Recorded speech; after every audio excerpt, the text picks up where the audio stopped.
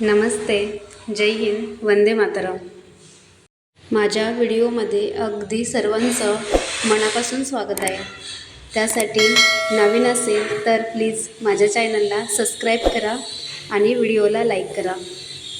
तर कसल्याही प्रकारचा वेळ न घालवता व्हिडिओला सुरुवात करूया.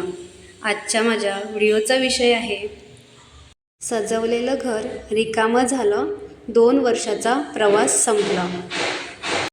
माझ्या एका फौजन फ्रेंडनी मला हा विषय सजेस्ट केला आणि तो विषय माझ्यापुरता किंवा त्या फ्रेंडपुरता मर्यादित नसून हा सर्व फौजन सिस्टरसाठी मी व्हिडिओ बनवत आहे. फौजनच्या आयुष्यात घर म्हणजे केवळ 4 भिंती नसतात, तर साठवलेल्या आठवणीचे गाठोडे असते. 2 वर्ष ज्या घरात मुलांचे हसणे आणि मैत्रिणीसोबतच्या गप्पा रंगल्या, ते घर आज रिकामे करताना मन खूप जड झाले. हा व्हिडिओ माझ्यासारख्या प्रत्येक फौजी पत्नीसाठी आहे, जी 1, 2, 3 वर्षांनी आपले घर गुंडाळून नव्या प्रवासाला निघते. आर्मी क्वार्टर सोडताना फौजी पत्नीच्या मनात दाटून येणाऱ्या भावनांवर ही एक खास कविता. निरोप त्या घराचा, 2 वर्षाचा हा प्रवास आज थांबला दारी. सामान भरताना डोळ्यात पाणी येते ओघाने भारी. केवळ भिंती नव्हत्या त्या, तो तर आमचा संसार होता. प्रत्येक कोपऱ्यात सुखाचा एक छोटासा अंकुर होता. शेजारच्या त्या ताईंनी आईची माया दिली.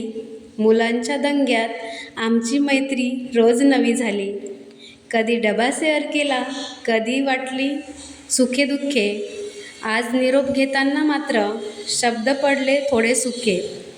याच अंगणात मुलांनी पाऊल टाकले. वर्दीतल्या बाबांना बघून हात आनंदाने फाकले. आज रिकामे घर बघून मन पुन्हा मागे धावते. या भिंतीवरचे ओरखडे आठवणींनी गाणी गाते. एक बॉक्स बंद झाला की दुसरे शहर दिसते. फौजीची पत्नी होणे नशिबात साध्या नसते. पुन्हा नवे घर असेल, पुन्हा नवी माणसे असतील, पण या 2 वर्षाच्या आठवणी हृदयातच बसतील. अभिमान आहे पतीचा अन देशाचाही आहे तो तोरा. म्हणूनच हसत हसत निरोप घेते, डोळा असूनही थोडा ओला. हे केवळ घर नव्हते, हे तर जिव्हाळ्याचे नाते होते. आर्मी क्वार्टरचे दिवसच खरं खूप भाग्याचे होते. सॉरी, जरा मी भावुक झाले. आर्मी क्वार्टर्समध्ये 2 वर्ष राहून ते सोडताना एका फौजी पत्नीच्या मनात अनेक संमिश्र भावना असतात. हे केवळ घर बदलणे नसते, तर 2 वर्षाच्या आठवणींचा एक अख्खा प्रवास गुंडाळण्यासारखे असते. यावेळी एका फौजी पत्नीच्या मनात येणाऱ्या खूप भावना असतात.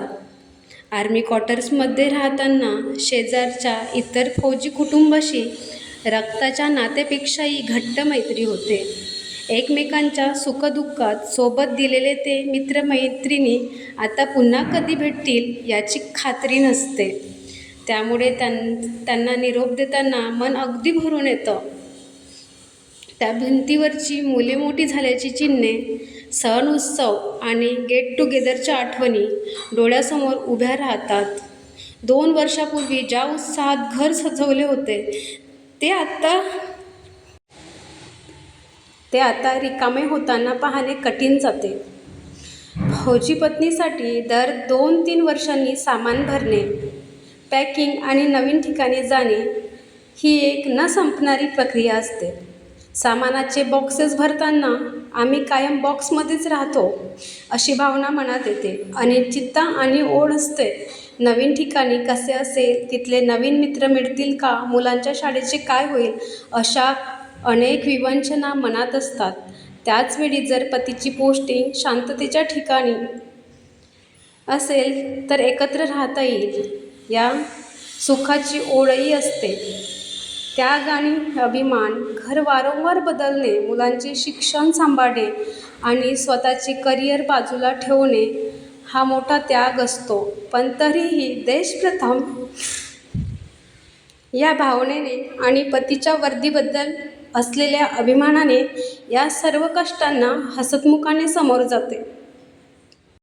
थोडक्यात सांगायचे तर क्वार्टर सोडतानाचे ते फायनल पॅकअप म्हणजे एका सुंदर प्रकारचा शेवट आणि एका नवीन आव्हानाची सुरुवात असते. व्हिडिओ आवडला असेल तर प्लीज लाईक करा, चॅनलला सबस्क्राईब करा आणि शेअर करा. हा व्हिडिओ प्रत्येक फौजनपर्यंत पोहोचवा. काळजी घ्या, स्वस्थ राहा, मस्त राहा. जय हिंद, बाय बाय, टेक केअर. पुन्हा भेटूया अशाच एका नवीन विषयासोबत. प्लीज फौजी पत्नीचं मनोबल वाढवण्यासाठी तुमची एक भारी कमेंट पाहिजेच. जय हिंद, वंदे मातरम, बाय बाय.